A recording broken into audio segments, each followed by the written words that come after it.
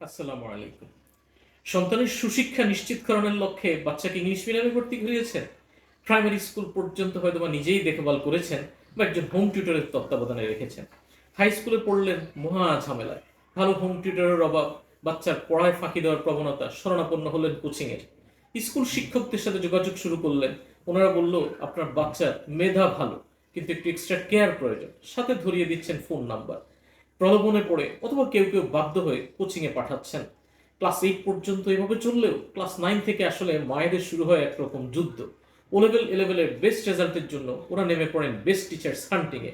Influencer ভাবিদের কথা শুনে প্রথমে বাচ্চাকে পাঠান কসারের কোচিংয়ে।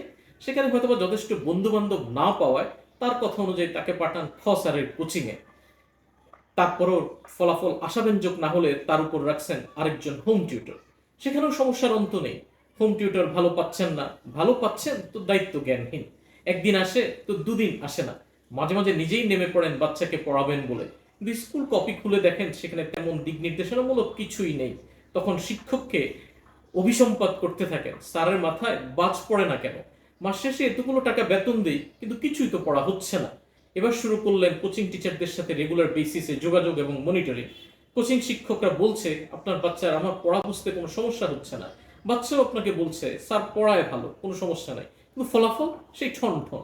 তার উপর আছে বাচ্চার পড়া নিয়ে অবহেলা, ল্যাপটপে মোবাইলে আসক্তি, এবং মাঝে মাঝে এগুলো বন্ধ করতে আপনি শুরু করেন তার সাথে কুংফু ক্যারাটে। মাঝে মাঝে মাত্রাটা এতটাই ছাড়িয়ে যায় যে তার সাথে মান অভিমানে কথা বলা বন্ধ। কিছু কিছু অভিভাবক তার উপর হতাশ হয়ে বাচ্চাকে ছেড়ে দেন আল্লাহর হাতে। তার উপর বাচ্চার বাবার চিরাচরিত কথা, সন্তান যদি ভালো করে আমার সন্তান ভালো করেছে, আর যদি খারাপ করে মায়ের উদ্দেশ্যে টিপ্পনি কাটা হয়েছে মায়ের মতো। অভিভাবকদের কিছু কমন অভিযোগ: নাম্বার 1, আমার বাচ্চা মেধা ভালো কিন্তু পড়তে চায় না। নাম্বার 2, আমার বাচ্চার মেধা ভালো, পড়েও, কিন্তু প্রপার গাইডেন্স হচ্ছে না। নাম্বার 3, আমার বাচ্চার মেধা ভালো, পড়েও ভালো, শিক্ষকও ভালো, কিন্তু ফলাফল ভালো না। নাম্বার 4, বাচ্চাকে দেখছেন টেবিলে সারাদিন ধরে বই নিয়ে বসে আছে, সারা রাত ধরে ল্যাপটপে অ্যাসাইনমেন্ট করছে, স্কুল কোচিং কোথাও কমপ্লেন নেই, কিন্তু ফলাফল আশাব্যঞ্জক নয়।